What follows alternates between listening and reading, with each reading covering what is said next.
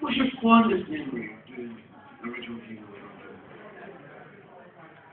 Fondest memory was being cast.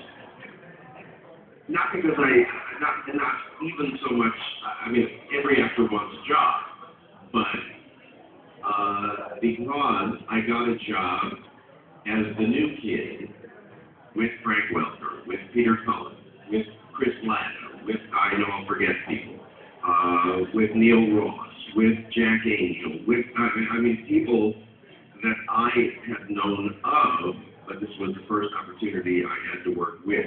So, I mean, I think that was part of me going overboard as far as really trying to be prepared. And if it was that, I said this last night, that intense a game of jump rope, I didn't want to be the one who tripped.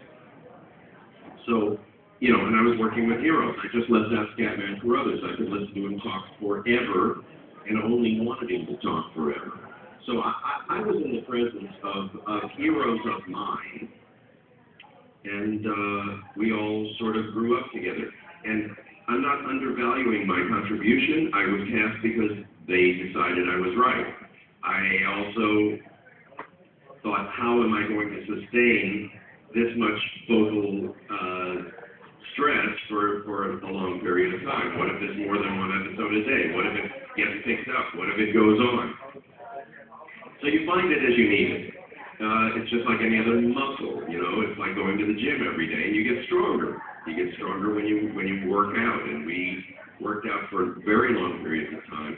In those days, a Screen Actors Guild day player contract was for 8 hours, and Wally Burr was an absolute perfectionist, as well he should be. That goes back to the previous conversation. Look what you got, and look what lasted. So if somebody demanded that something be better than it was at the moment, and then everybody stayed for an hour, so we may have stayed for an extra hour or 2 or 3 or 4, but this stayed for 25 years, so it's a pretty good trade-off, amortized over time. But, yeah, I mean, just absolute thrill. It was a real quantum leap for me. Plus, you know, in an audition within that same time frame, I became a regular on G.I. Joe as well. So I was busy nearly every day of nearly every week. Thanks. Next question, go ahead. Oh, Adam Chris. Hi, Greg. We all know we lost the case for Lost Jeff Barr by 5 others. Looking back now, is there another character in the show you would actually like to have an opportunity to voice? That question comes up, and I'm not trying to avoid the question, but I tend to be so committed to whatever it is I've been given that I don't really think about things that I haven't been given. So if I'm going out there, sure, I would have liked to have done Optimus Prime as well, didn't I? I'm attracted to 2 types of characters in specific. I get whatever I get, but I'm attracted to characters who are introspective and think before they act and consider before they jump. But I'm also, like Real Monsters, very attracted to characters who seem to be one thing and then immediately become something entirely different. Probably not. You make the class, get out of your monsters full of irritation.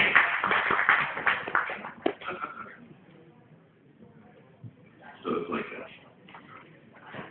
Okay, next.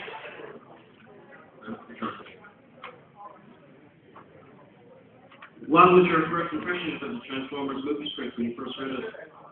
The animated film? Yeah. Brilliant. Want to know what I think today? Brilliant.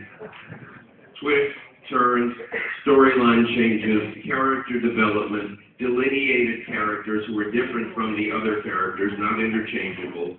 And I thought it was a very completely realized world. I think Orson Welles was perfectly cast as Unicron. I really think it is almost a script without flaws.